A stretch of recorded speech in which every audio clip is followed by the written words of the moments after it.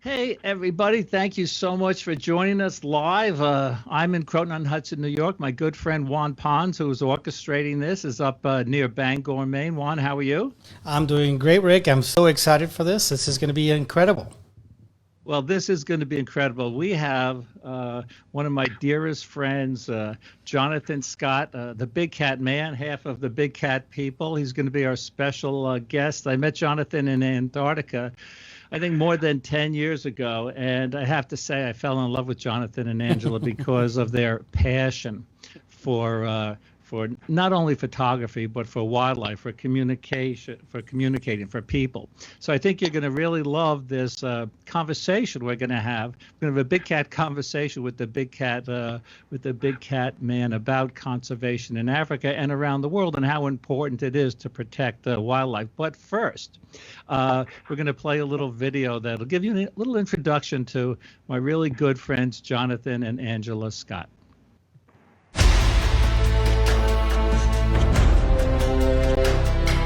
Photography is an extraordinary art because you can see these moments that only you see, and you just want to share them and say, isn't this beautiful?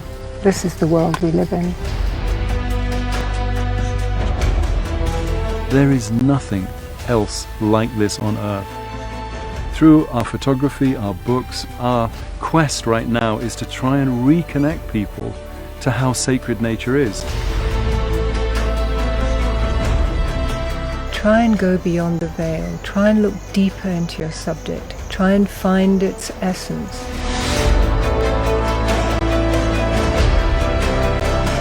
This is the time to act. We've got to do something. We're running out of time. These are our last great wildernesses.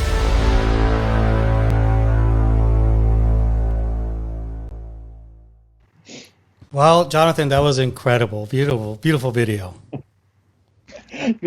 I'm chuckling to myself because here I am in Nairobi at home. That's got to be about the longest that Rick will ever have seen me or not heard from me because I am such a chatterbox. So it was quite funny having to listen and thinking, is there anything happening there at the other end? Because, of course, we weren't able to see what our audience has just hopefully enjoyed. And a great look at Angie and the way she photographs and some of her wonderful imagery.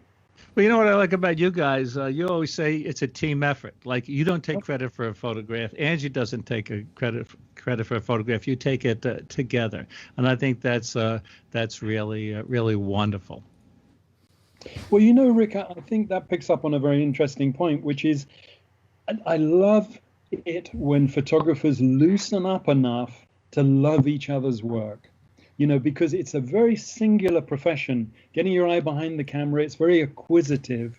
You go out there with a mission. You want to get that shot for yourself. And of course, where I am in Africa on safari, it's incredibly competitive. It's a little bit like, being at Brook Falls with all those people shoulder to shoulder shooting brown bears, not shooting them, photographing them with me in a vehicle, trying to get the right position along with 20 other vehicles and trying to concentrate on what you're seeing. But to me, the beauty of photography and of creating the community, which I believe now has really moved on. There is a community of photographers now, where we used to be just a bunch of individuals. You might see Art Wall, Franz Lanting, rub a little bit of the glory and the aura from them into your imagery and sort of wish to be able to take pictures like that. But there was definitely a tendency to keep it all close, keep it all tight. And you lost that wonderful ability, like we have enjoyed, to share the joy of taking pictures, what it is you're trying to do, not just the technical stuff, but what's your vision? Because we all need to have a vision when we go out there to take pictures. Yeah, so we were talking about that before, about your vision, and that, Ansel Adams talked about that pre-visualization. So you have a cottage, right, at Governor's Camp on the Maasai Mara, yep. And so you're a pretty lucky guy. You were gracious enough once to loan me your safari vehicles. We got some amazing pictures. I remember one week on the Mara, and you always say that if you only could spend one more day on the planet, that you would spend it on the Mara. And you got a week. and I got a week. But Rick, just to put something in perspective, I know you will remember our wonderful guide, Simon Sitieni, Yep. who has worked with us on our filming, projects, Big Cat Tales, our latest TV show on Animal Planet. We rely so much on the help of people to point us in the right direction, to say, you know what, Jonathan, you need to get out to this place, that place. There's a leopard with a kill. So we get a lot of intel. We rely on a lot of, again, you want to be generous. You want to share, because then it comes back to you. And so learning where the best place to be is, because a lot of the getting the shot is to be in the right place at the right time. And the reason I mention Simon right now is to sort of share with our audience, for people like us in the wildlife business who are conservation photographers, people like Simon are struggling terribly. He will have been sitting back at home, probably without pay, trying to keep his kids at school, trying to keep, his head above water, because absolutely tourism has closed down in Kenya completely. There's no flights coming in. That means there's nobody going to the Maasai Mara, where we're based, where you've been, our little stone cottage. There's nobody driving around. There's no income coming in to pay for those guys like Simon so as they can have a job. And also there's no income right now to be able to secure places like that. Or when I say there's no income, there's a greatly reduced flow of income, which helps to actually finance conservation through wildlife-based tourism. So it's a very, very worrying time for us. So that's interesting. Actually, go ahead, Juan. Yeah. No, I was just wondering, is that the effect of the pandemic? What's it having on the protection of those animals on the reserve? Well, I can tell you right now, and in fact, at the end of our talk, we're going to be showing a little video we put together, which is helping to raise awareness amongst our audience and amongst people worldwide as to the plight of places like the Maasai Mara that we love to visit when there are no visitors. When the revenue stream shuts down, who's going to pay the rangers' salaries? Who's going to pay for road maintenance? Who's going to pay for anti-poaching? Because, and I saw this the other day, and I hadn't realized as much of the budget comes from tourism as it does. In South Africa, 75% of the revenue for South African national parks comes from tourism. So not from government, because you can imagine Kenya is struggling just to try and meet the needs of its people, let alone for the wildlife. And even though the two are linked together, the priority obviously is often, particularly from a political perspective, how's the economy, how are the people, how are we going to keep people working? And the wildlife could get forgotten, but fortunately it's not. And as we'll see with that little video, there's people, management company running that side of the Mara on the west of the river, and they need our support. Otherwise, poaching will go through the roof. Believe me, because it's a very lucrative business. Well, it's interesting. We have a bunch of people already in questions asking how they can help. So we'll be sure to share as much of that information as possible with folks. And I cannot tell you how much we appreciate that. I went on our website and was looking at the response when we loaded that video up yesterday, and it has been so heartening. You've had people who said, you know what, I literally have no money, but I want to come on here and tell you, I can't help in kind, but I'm going to spread the word around to my friends. I'm going to do whatever I can to support it. You've got other people who are saying, I'm making a monthly donation, who are making a commitment. And I said to our friends, if we can break it down so as people know, for instance, what does it cost to fund a ranger for a day in terms of their rations in the bush? What does it cost to fund an anti-poaching patrol? And I mean, to give you an example, in the Mara, on that side of the river, in the 20 years the Mara Conservancy has been running that side, they have collected 50,000 wire snares. Those those necklaces of wire, which animals get caught up in, and they're indiscriminate. Could be a lion, a leopard, not just a wildebeest or a buffalo, which people are trying to get for their meat, but everything gets caught up in it. And I remember talking to one of the African wardens in Serengeti, and I saw the state of the guys who were being grabbed as poachers, who were being caught by the rangers. And I said, my God, but everybody looks so poor, He said, hang on a minute. He said, these guys are not going to go out in their Sunday best when they're looking to do their job, when they're hunting wildlife. He said, this is a commercial operation. He said, don't get confused here. He said, you know, the livelihood of these wild animals also brings incomes to people. Anyway, we won't go on too much about that, but I think you get the idea. And I'm so thrilled that people understand that these places, these wilderness areas across the world, will not survive without tourism. A lot of them, Galapagos, Borneo, all these different places, their mainstream of their funding comes from tourists. So what are we going to do in the meantime? We're going to do what we're doing, which is everybody's going to be helping. You know what? An interesting point on this is our friend Jim Fowler. You knew Jim Fowler. He died, I think, a few years ago. I think a lot of our viewers probably know him from a Mutual of Omaha's Wild Kingdom. I think you worked with him, actually, for a bit.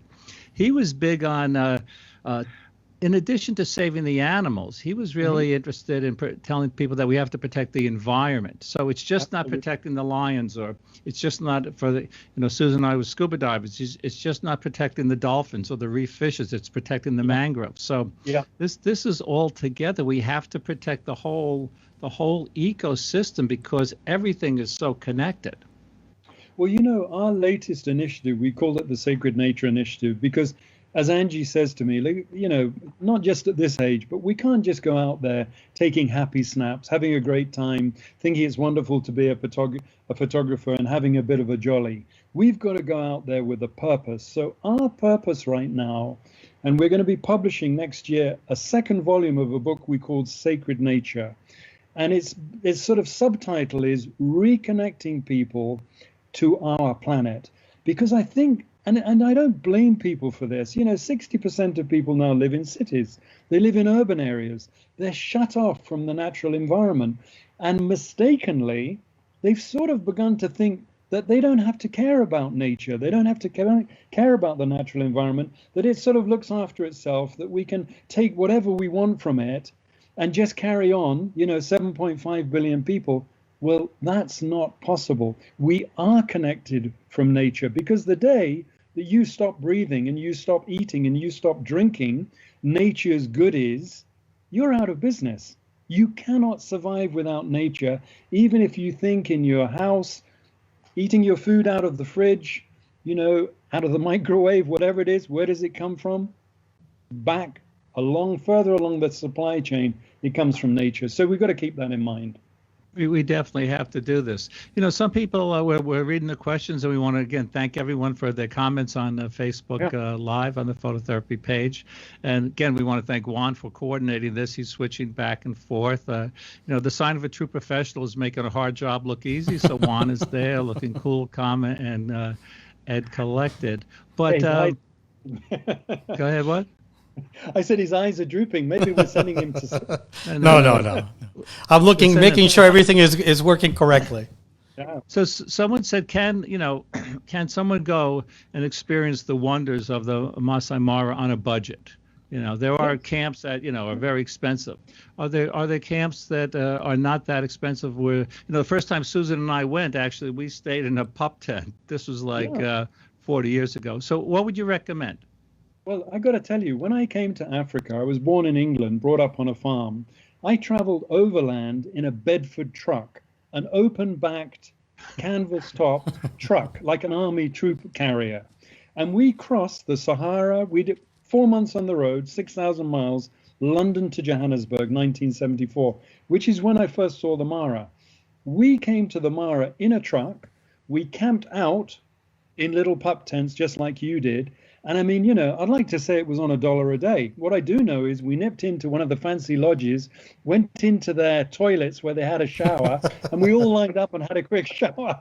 Came out smelling like roses. But the fact is, two things. One, if you're brave enough, you can hire a car in Nairobi and drive yourself to the Mara.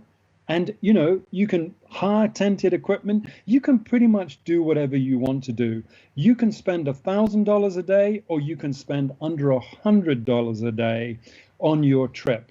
And so you can do it as an overlander in one of those old, you know, like those, well, that are much fancier now, you know, with airline seats and God knows what. You can do it with a crowd. You can do it in a minibus. You can do it in a 4x4. You can pretty much customize the trip you want. It doesn't have to be expensive. And the beauty of it is you're going to see the same lions, the same leopards, the same cheetahs that I'll be looking at. in my fancy 4x4. No, you can definitely don't. And of course, the beauty today is the internet. You can actually prep your trip. You can get round the tour operators and the lodge owners who want to send you their particular product or sell you their product. You can do your research, and that is an absolute must. Check out the best time of the year. If you want to see the migration, June, July through till September, October. If you want to be there, and avoid the rains, you go this time. It's all online. You can Google Maasai Mara, best time to visit. It'll tell you. And so, I think that's really important. Just, make sure you do your research, but anything's possible. Yeah, there's a website, as I'm sure you know, Migration Watch, and it shows that the animals move around. But when you and I were talking last week, maybe we could talk about some of the changes. You said that the migration is changing. You said that the rain is changing. You said there are so many things changing. Well, the message might be get there soon because things are changing. So what are, Jonathan, some of the things that are changing? And maybe you could share that the big cat story about the male lions. Sure. I mean, I think, one of the great things about getting old, if there is one, is that you've got the perspective of time. You've got the perspective of time. So now, at the ripe old age of 70, 71, I can look back over a 40-year window of spending time in the Mara, and it's a long enough time to really be able to see some changes. So you can see the impact of global warming. It's getting drier. The weather is becoming more unpredictable. In the old days, you could say when the short rains began, when they stopped, when the long rains began, forget it. Now it's much harder. So seasonality, you still pretty much know when the wildebeest will be in the Mara or not. They're going to be there in the dry season. But what I've been able to see over the 40 years, and particularly with Angie watching the big cats, is seeing how different, say, for instance, the lion population is. And I just want to make one thing very clear. It doesn't matter what I say about the Mara, what the difficulties are, what needs doing. I will still say to you, if I only had one day left in my life, I would spend it in the Mara with Angie. There's nowhere like it on earth. You will never find a better place, an easier place to take pictures of wildlife and big cats. So that's a given. But there definitely have been issues. There's been an oversupply of camps and lodges. And sadly, or in some ways, maybe it's a wake-up call, COVID-19, the pandemic, which has completely floored our tourist industry, is maybe going to give us a breathing space to start saying, you know what? Do we really need all those camps and lodges? Some of them won't survive this process because they'll have come into the industry late. They'll be wanting to make a quick profit. So I think we'll see less capacity, which is good. Secondly, what we've noticed is that the influx of people around the Mara Reserve, there's no fences, and it's fortunately part of a much bigger area, the Serengeti in Tanzania. Again, no fences stopping the wildebeest coming to and fro between Mara and Serengeti. But the density of population, I mean, to give you an example, Kenya's population growth, I think it's about 2.3% per annum. The growth of the population around the Mara is around 8 to 10%. Why? Because it's become a bit of a gold mine. Tourism is buoyant. There's money to be made, whether you've got a camp, a lodge, whether you're going to buy a four-wheel drive vehicle and take people on safari. So there's lots of opportunity. Secondly, Maasai land, because of the way the Maasai traditionally roamed widely, semi-nomadically with their cattle, meant that they had access to large chunks of lands in a way that other more settled urban Kenyans don't. So the movement of people from Western Kenya, Lake Victoria area, where the land has become subdivided from father to son to grandson and so on, everybody's down to the last acre or half an acre. In and around Maasai land, there was still land to be sold and to be bought. Fortunately, there has been in many areas around the Mara a deal made between individual landowners, Maasai landowners, and tour operators to create wildlife conservancies. And they're just like the reserve, lions, leopards, cheetahs. The good thing, though, is they've come in late into the picture, and their model for tourism is based on less capacity. It's friendlier to the environment. So if you don't want to get into the reserve and mix it with so many people, you could choose to stay in a wildlife conservancy. And when we were filming Big Cat Tales, our TV show on Animal Planet, our leopard and cheetah viewing in those areas, just sensational. Now, I've got to show you a picture, otherwise people they're just going to think we're messing around. So Juan, is it okay to go to this? Yeah, go ahead. So let me show you. I'm going to just show you a picture. And it's a picture of the Marsh Pride. So it's a group of lions that we have been watching since 1977. Now they're looking a bit miserable, but as a photographer, if other people are saying, "Oh, it's raining, I'm going home," I'm thinking, no, thank goodness my Canon cameras and lenses are pretty much waterproof seals, because I'm going to stick a canvas cover over the end of my lens and I'm going to keep taking pictures. And this was just a fantastic opportunity to photograph the marsh lions in the heart of their territory. These are the same lions, Rick, that you've seen. Yes. And I think fascination for us, for Angie and myself, of course, which helps with your photography, is you get to know them as individuals. I just got to show you this next picture because, hey, what about that? That's beautiful. You just know. Here's a male lion. He's one of the marsh pride. He's actually one of the 4 musketeers. So these 4 male lions, iconic characters, they're still alive. They're 13 years old, way past their sell-by date, but nobody's told them. So they're still in there. And one of them's called Scarface. And I'll show you a shot of him later. But here's a picture which actually one had an opportunity to participate in, because knowing the lion's behavior, we knew that at some point this lion's going to shake the water from its mane. So we slowed the shutter right down. I think it was a 15th of a second, maybe a 30th of a second, put it on to 12 frames a second. So this was a 1DX Mark 1 or 2, and banged off let the shutter go flying. And of course, at the moment when the lion has finished the swing of his head, there is a moment of sort of quietness and stillness in the end of the shake. And that's why the face has got a little bit of sharpness to it. And you've got that wonderful, look to it. But I just wanted to show you that. Just it says you do know that we are actually wildlife photographers. And if you could, you mentioned Scarface. Do you have a picture of a Scarface? Let's get him. And while you're putting this up, I think what the point, one of the points that our good friend Jonathan is driving home is, and Juan knows this because Juan's an excellent wildlife photographer also, is that understanding and anticipating animal behavior is so very important. So you knew this was understanding your animals, knowing their behavior, predicting their behavior, knowing their environment, knowing their habits is going to help you make the best images possible. You can't just show up and expect to make the best images you can if you don't know your subjects, right? You've got it. And I think that, I'm struggling a little bit here to find that picture of Scarface. We'll look at anyone. Yeah, while you do that, Jonathan, can you? Why don't you share with us briefly? What was your path into the Big Cat Diaries, becoming known as the Big Cat Man? I'm kind of curious about that. Because you were doing BBC documentaries on various different things, and then you kind of like laser focused on one area. Can you talk to us about that a little bit? Yeah. So I took a degree in zoology, and I know I've told Rick this because as a father, we all worry about the career path that our children are going to take. Well, so my dad died when I was little. I never even knew him, but he was obviously a remarkable guy, a very good artist. And so my dad wasn't alive when I went to university, did my degree in zoology. My dad was an architect. And I know my uncles and my relatives were a bit worried about what kind of career path am I going to take? Well, it wasn't going to be an architect.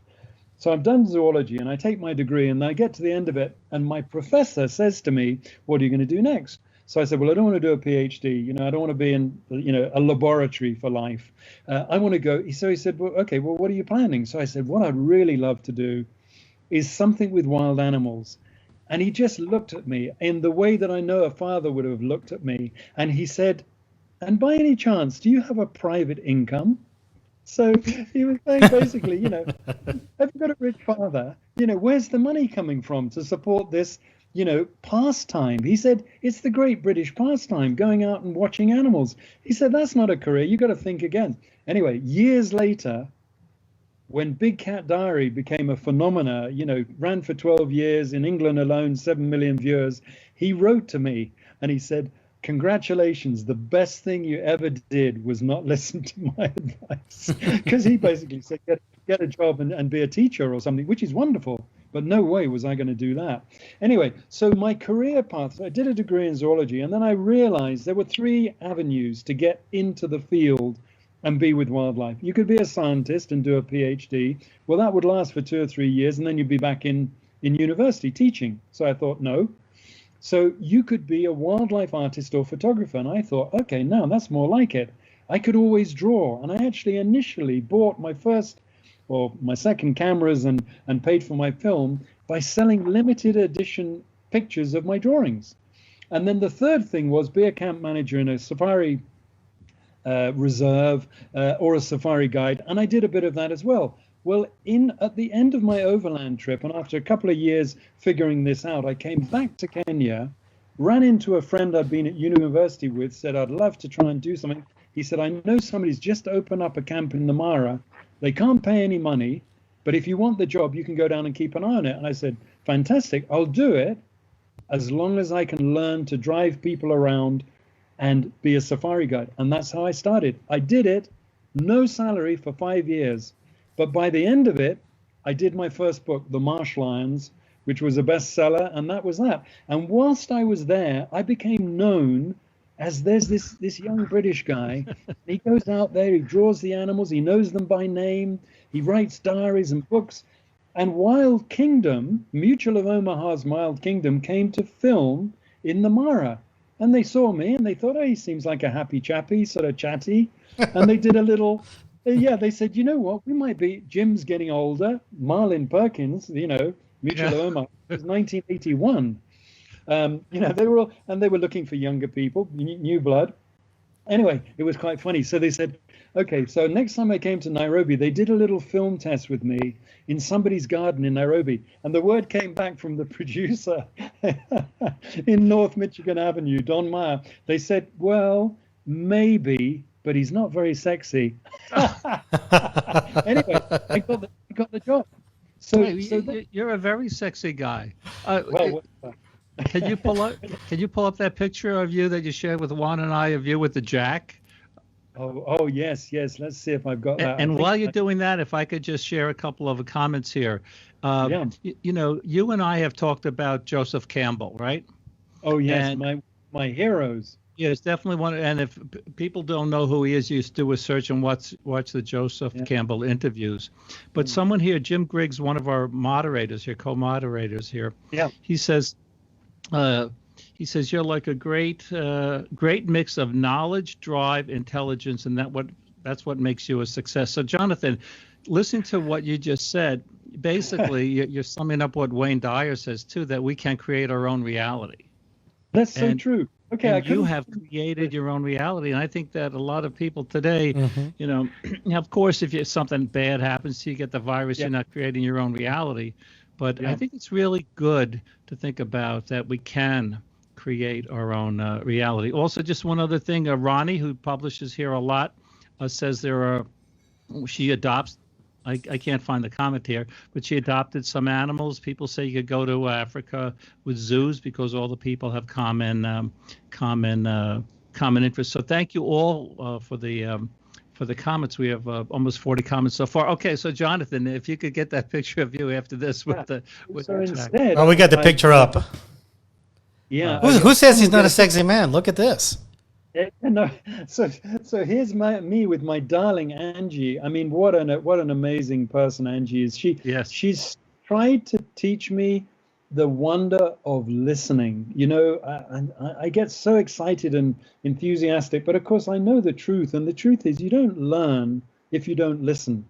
Yeah. And so not only have I learned to listen to Angie, but certainly also she opened my mind to the ideas of people like Joseph Campbell. And as I say, in this latest book, and in fact, we used one of the quotes from Joseph Campbell on the back of Sacred Nature.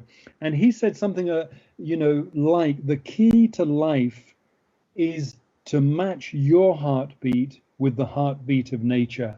And I think that I love that idea of sort of trying to cut the noise down, all the rumbling and noise from living in civilization and urban environments and the pace of life and the sort of, as somebody described, as the age of acceleration that we live in.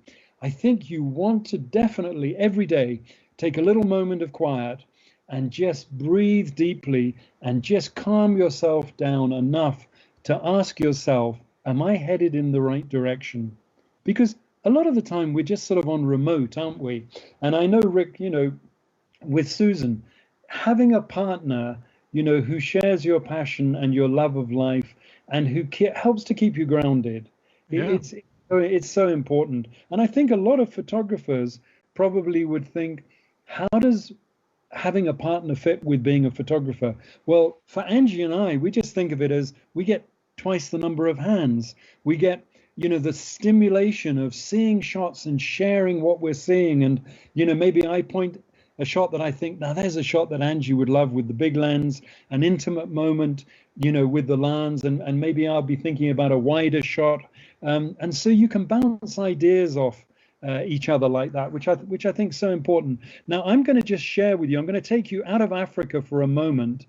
And I just want to share with you this picture because... Oh, the gorilla shot? No, it's not. But I think, and I know you're going to love this shot. Oh, I love that one. I mean, look, there is Angie. This is Angie's meeting, her first moment of meeting with a humpback whale and its calf, 2-week-old calf in Tonga. Isn't that just an amazing shot? Now, I would have loved to have taken it, but actually, and this I think is the wonder of generosity and sharing in photography. This is taken by a wonderful friend of ours who we safari with, and who we sort of helped down the track, and she's now just flying. Greet van Malderen, a lovely lady, a Belgian lady, lives in France, great photographer, and she hosted us. We were helping her with her photography to Tonga, and she captured this moment as this mother whale came up for a breath, and Angie was just right in that position, the shaft of light. I mean, now you see, that to me is the wonder of photography, and photography in terms of capturing the awe and wonder of our place in nature. Because, we're such...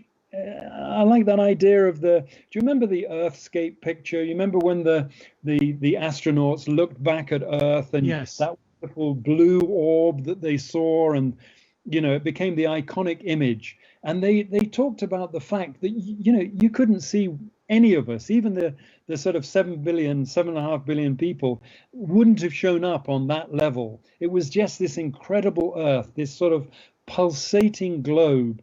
And it made them feel very humble. And I think this picture, too, made us feel just totally awestruck and humbled. And then when I tell you that I'm writing now in Sacred Nature, too, it's split up into the different environments and the impact the environments have on us, we've had on them, and what's the future. And in it, I'm just writing about Shackleton and that incredible journey when the Endurance was caught in the ice, in the pack ice, 1914, 1915, Ernest Shackleton's Antarctic. He hoped to cross the whole continent via the South Pole. The prize of the pole had already been grabbed by Amundsen. Scott had died on the return journey, and Shackleton was now hoping to do something different. And I was just writing there, and the reason I mention it, Grytviken, the whaling station in South Georgia, yep, where Shackleton started his journey in the Endurance, I was just reading, from the time they opened their doors for whaling in 1904, I think it was, till the time they closed 60 years later, they processed 175,000 whales. Isn't that just 60 years? No, it's shocking. I've been to that station, as you have, and I think the good news is that the whales are coming back. I was down there recently, and the scientists were telling me that the whale population is coming back. But before you go on, Jonathan, I just have to say that the comments we have about you. Oh. Stunning. Look at what, right? It says, wow, stunning pictures. But I think it was Phyllis. I can't see a comment that it went away, that your passion, your love for your subject. I mean, we've never gotten so many comments about a guest before, because they just love your, and I think your honesty, your passion, your love. Kathy Perupsky, one of my good friends whose name I can't pronounce still after knowing her for 10 years. Love the capture of Angie with the whales. There's just so many. So for our listeners who are live now, please share this afterward with your friends. You could do this because this is going to be recorded. Ronnie has a bunch of comments here. Again, now she donates. People are saying how sweet this is. So, Jonathan, if you could show a couple of more. Why don't you show a few more pictures, or do a few presentation of some of your best images or most cherished images? Yeah. Okay, but Juan, I think people are dying to see the images. So. Yeah, no, but you know what? I just have to answer because Rick got me started, and being very ADD, I've just gone off in all directions. He asked me about lions in the Mara, and so just very quickly, what we have learned is we're getting these big coalitions of males, which we think are just awesome. 4 musketeers. Normally, when I came to the Mara, the average number of males, adult males in a pride, was 2. They might be brothers, they might be half brothers. 45% of the time, not even relatives. These days, we've been having situations with 4, 6 pride males staying in a pride for 6, 7, 8 years. Now, that means potentially they could be breeding with their daughters. In the old days, if you got a couple of years tenure as a pride male, you were on the way out. Nomads would come in, young males would come in and replace you. But this wonderful story of these incredible, powerful male groups of coalitions is actually a warning sign to us, because what it is telling us, the scientists have found the reason it's happening is because we're losing our young, dispersing male lions. Every male is pushed out of his pride at 2 to 3 years of age. What do? They try and eke out an existence as nomads with other non-relatives or relatives if they've got them.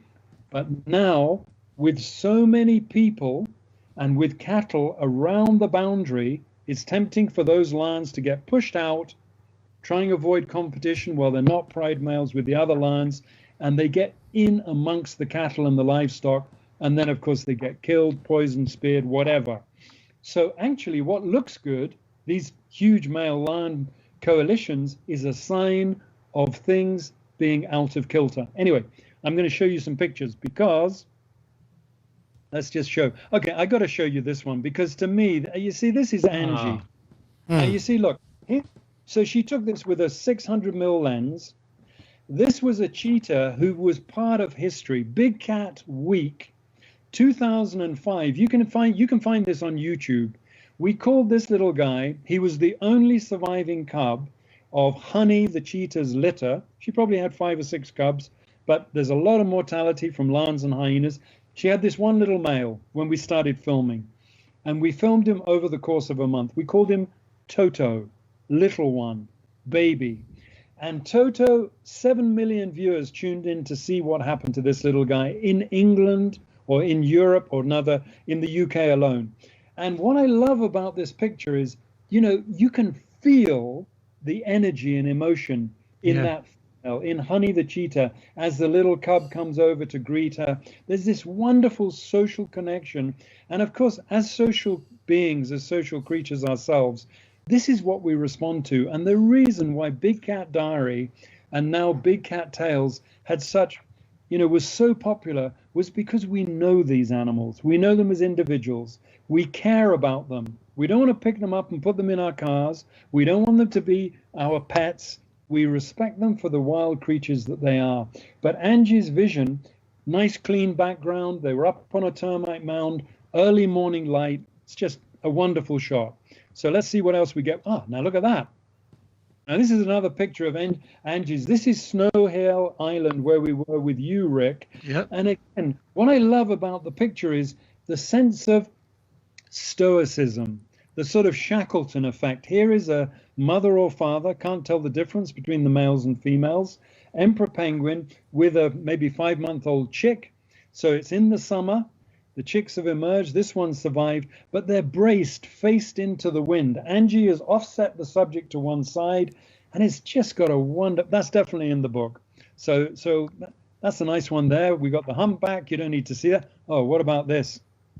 Yeah. I mean, you were asking me what is going to happen if there is no tourism to Africa's wilderness areas. Who's going to pay the bill for conservation? You know, what I have to say about that is the international community has to step up. I remember George Schaller, the famous, he's still alive, shouldn't talk about him in the past. You know, one of my heroes, Dr. George Schaller, he was the zoologist, studied gorillas, lions in Serengeti. When he was asked about the cost of conservation, he said, look, the bill for conservation we spent, or America was spending in a week in Iraq. In 1 week in Iraq, the whole of the annual budget for conservation. What's that telling us? We've got to get our priorities right. We have to start putting nature and the health of the planet and of the wild creatures, those that are still left, as the top priority. Because if we don't look after nature, we can forget our destiny. There will be no destiny. This pile of ivory represents 18,000 dead elephants. 18,000.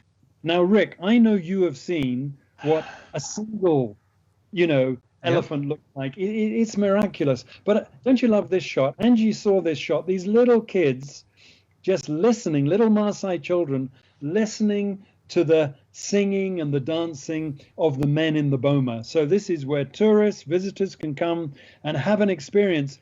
And this was one of the bomas. The young man in blue, William Ollie Perry, is a wonderful guy, very much sort of working with his community. He actually got hung up in Italy. He was visiting friends. It was in Spain. When the pandemic broke up, I think he's still over in Spain at the moment. He hasn't been able to get home. But, these kind of pictures. And here's Angie. Now, as photographers, our mantra now at this point in our life is to inspire, to help educate, and then to conserve.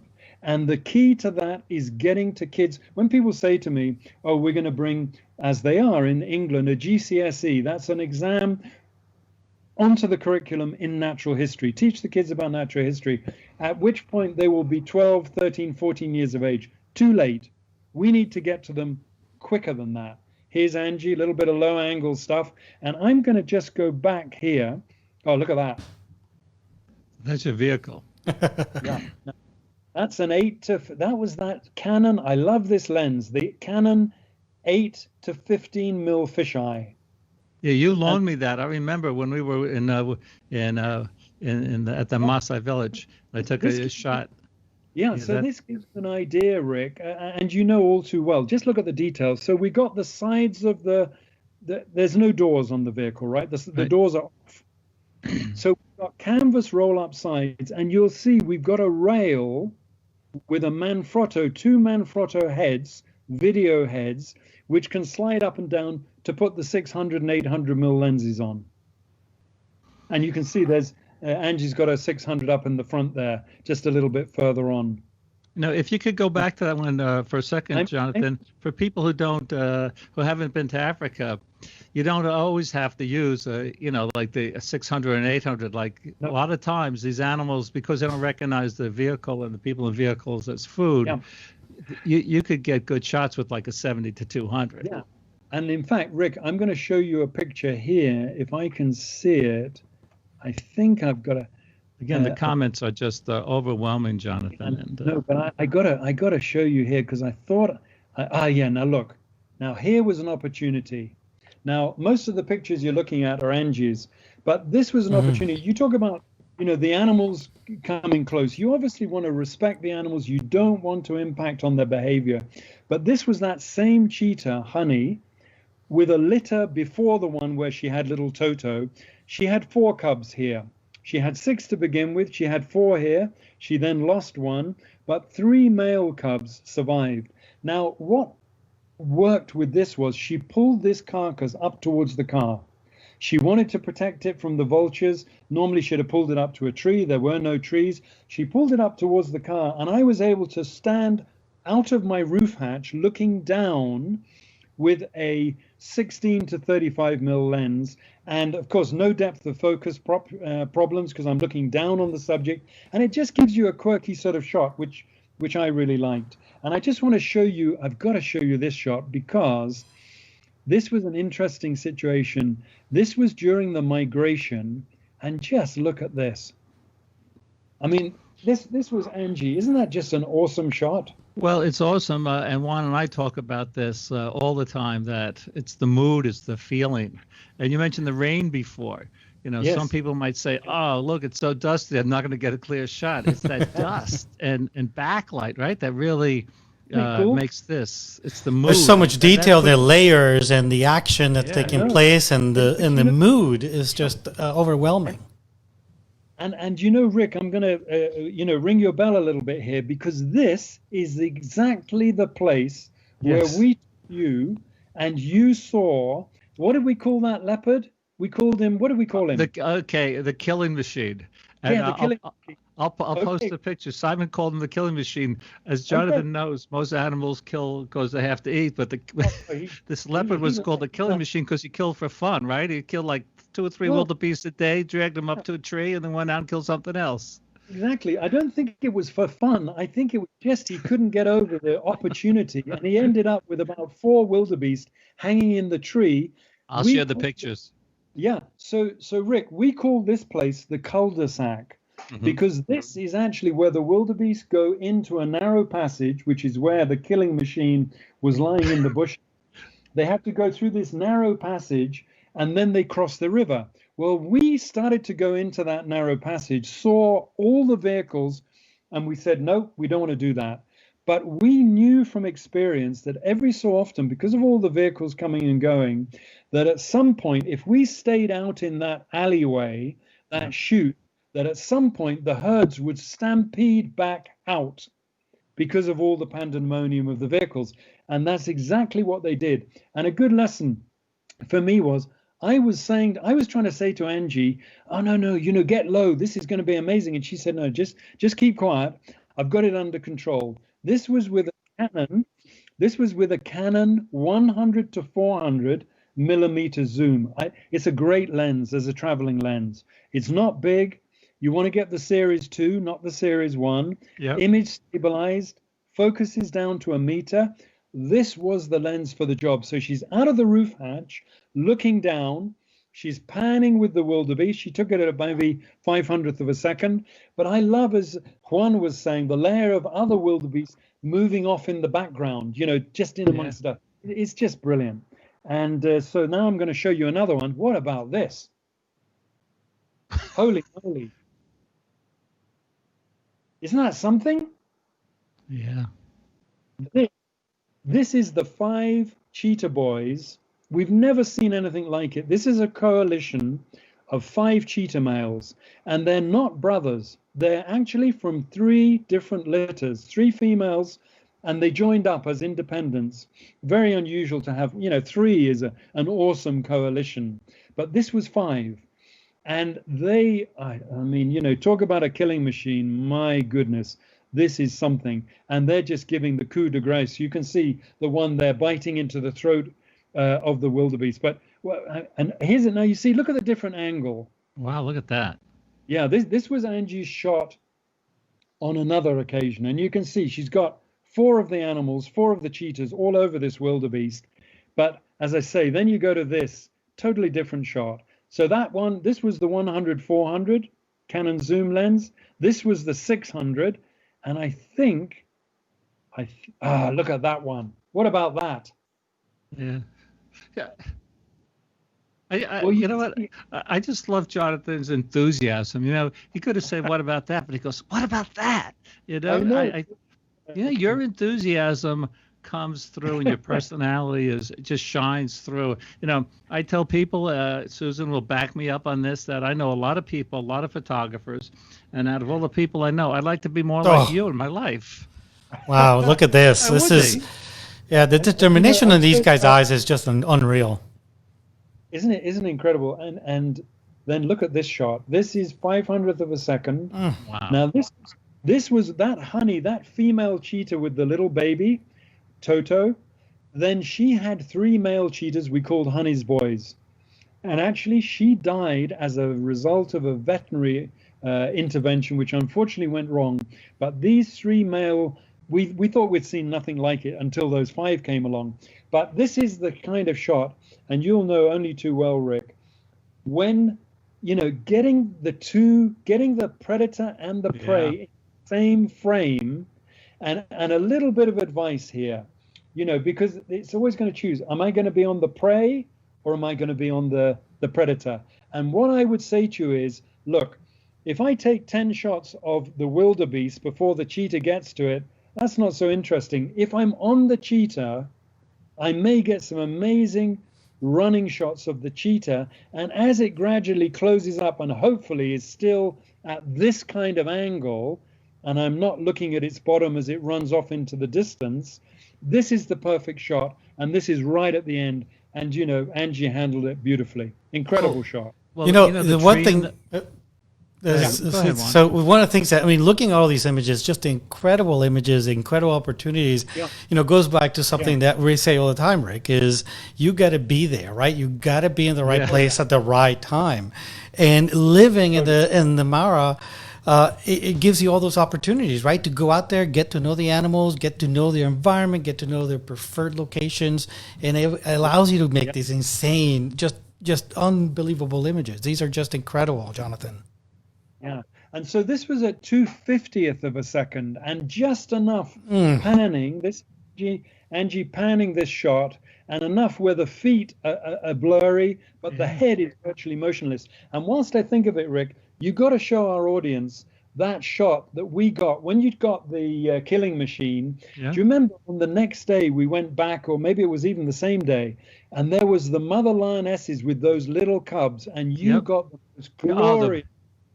Yeah, I'll share those. I know. Well, that shot, I take 25% of the credit for that, because Simon helped, Susan helped, you helped, and I got the shot. But look at the action here. Oh my God! Isn't that something? Look at those claws. Just amazing. Oh, the view. So are these pictures, Jonathan, going to be in Sacred Nature too, or are they in Sacred Nature 1? Some of them are in the first Sacred Nature. But certainly the pick of the shots. But we're always trying to. We're very lucky that we have our son David and his fiancee Tori. We have this wonderful saying in journalism, which is "murder your darlings." Murder your darlings. It sounds like killing the kids, but what it means is, to us photographers, is that sometimes you need to let somebody else look at your shots. That's why you have picture editors. That's why you got Kathy Moran at the National Geographic. She will look through 200 pictures, and you'll be hoping she's going to pick out the shots that you love, and she'll maybe say, you get too close to your images sometimes. And the wrong thing that sometimes impedes your judgment is you start thinking about how much it took to get the photograph. Right. No one cares. They just want to see the shot. It's the end product. And if you say, but it took me, I never saw a lion kill a buffalo. It took me 5 years. Let's say it was a lion killing a giraffe, and it's a crappy shot. Well, then it's not going to make the National Geographic. I love this shot of Angie's. What about this one? Oh, the interaction. This is what you guys capture, that the animal behavior. And as we talk about all the time, especially with people photography, it's gesture. Juan, I think we're coming down the end of the show, unfortunately. Are you kidding me? Yes, we've been here for almost an hour. I think we have to, I don't think we have to have Jonathan back, because he's definitely the most popular guest that he's the most engaging. I love his enthusiasm. He's been doing this for so long, and you can tell that he still has this deep-seated passion for this. This is amazing. Wait, there's something else. No ego. No ego, right? Yes, absolutely. How many people do we know? Oh, I got this great shot. But look at the breadth. He's showing more images of Angie's than of his. This is incredible. Well, again, like nature, 85% of them are her images, and we're terribly proud because it won joint gold award in the Independent Publishers Awards 2017 for Sacred Nature. Anyway, we could go on forever like this, but well, we will go on because we're going to have you back. Maybe one we could have like Jonathan Scott Saturday and Sunday, because we have names for all our shows. But we're going to end with we want to thank Jonathan so much coming to us live from Nairobi. We want to send Angie a big hug. And Simon, the best guide I ever had. We want to thank Juan for setting this all up. But we want to end. Why don't we show the video, Juan, and maybe Jonathan could come back and this is a video that John sent us about the conservation, and then maybe we just come back for a minute or two. Sounds. And Jonathan can say goodbye. Okay, sounds good. I'll eat my cake. Not goodbye. Just see. Wait until. Oh yeah, you have time to eat your cake while we show the video. Excellent. Look, I've been talking so much, I've only managed one mouthful. I'm going to eat the rest before you come back. Okay. Juan, are we going to be able to see the video with the guests and with the viewers? You won't see it, but the viewers will see it. Okay, so just give us the countdown at the end. Thank you so much. Okay. Hello, everybody. This is Jonathan Scott speaking to you from my home in Nairobi, Kenya. Angie and I often say that our second home is the Maasai Mara National Reserve.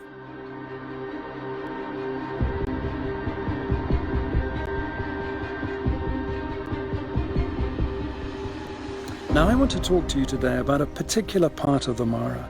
We call it the Mara Triangle, and it's administered by a management company called the Mara Conservancy. The Mara Conservancy, over the past 20 years, have arrested 5,000 poachers. They have picked up and destroyed 50,000 wire snares. Imagine the saving in life that represents. Traditionally, the rainy season is a time where poaching activity tends to die down somewhat, but shortly the wildebeest migration will be back and there will be an upturn in poaching.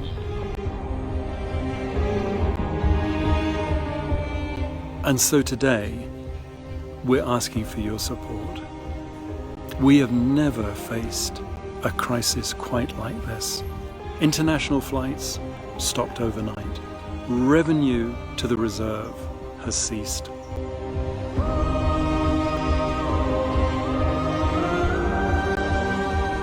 Now, this past rainy season, we saw the worst flooding, the heaviest rainfall in living memory.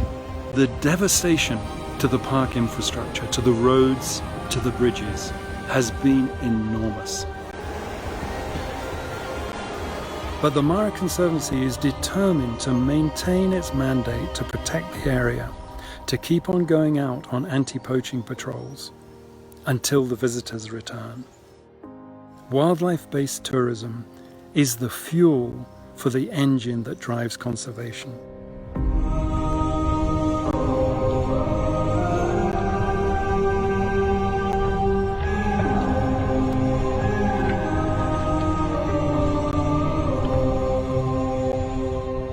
If I had one day left in my life, I would spend it in the Mara with Angie. There is nowhere like it on earth. And that's why we're asking for your help in doing everything that we can to protect areas like this. So thank you from the bottom of our hearts. Do whatever you can to help. Thank you so much.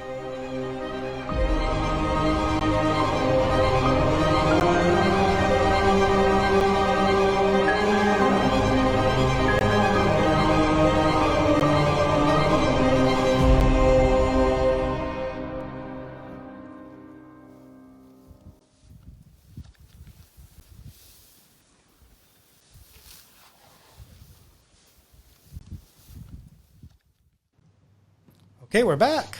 I hope everybody really enjoyed that video. That was incredible. Well, it was incredible, and there's the site, so at marapaypal.com. But so, Jonathan, how can people help?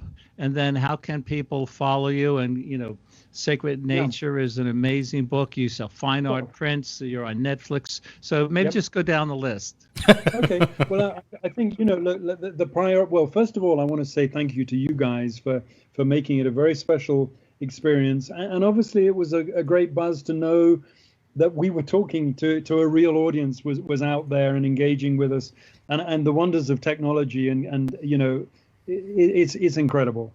But it also means that we can share the message which was in that video, which is that as wonderful and amazing as these sites look, they're incredibly fragile. You know, the Mara is, what, 600 square miles, 520 square miles, 1,500 square kilometers. It's not a big area. But it is the most life-changing experience. And even if you never manage to make a safari, which we hope people will do one day, even by watching things like that, you know, you as they say, even just looking at a picture of nature is making you healthier. Isn't that a wonderful thought? Just by they change your screensaver, you know, put that picture of the humpback whale on your screensaver. Every time you open your computer, unknown to you, your physiology will be giving you the thumbs up. You know, so it's incredible. But what I would want to say to people is this: look, we know everybody's struggling right now. We know that some people have lost their jobs. We know that some people will not be able to actually afford to give one penny towards this campaign.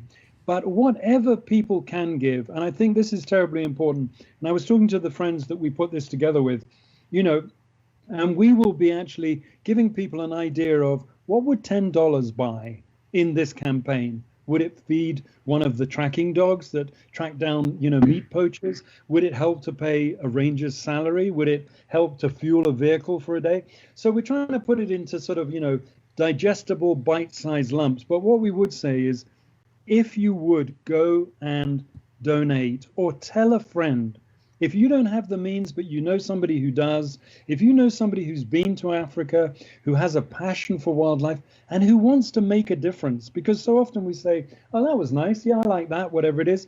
And we walk away from it. I would ask you, please don't walk away from this opportunity to make something, you know, a contribution to something very dear to our hearts, because that is an extraordinary place. You've seen it, Rick. Juan, I hope you do one day.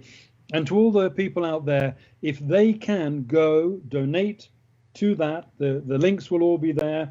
They can find us on Facebook. I know that the people who put that little video together said anybody sharing it, if they would add at Mara Triangle, MARATRINGLE,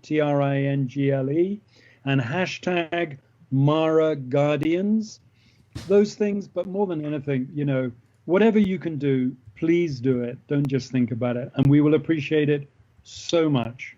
Thank you so much.